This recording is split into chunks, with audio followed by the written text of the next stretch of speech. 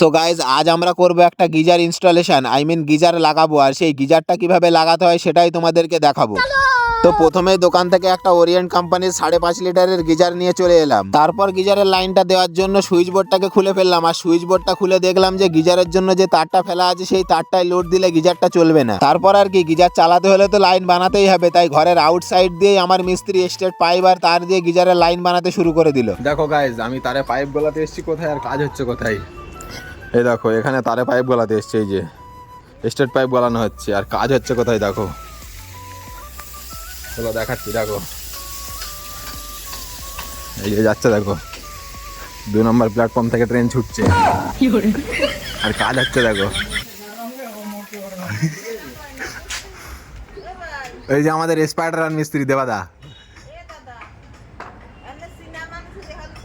আমি তোমার পরে ফোনে কথা বলছি, তুমি যাও, আমি দেখছি।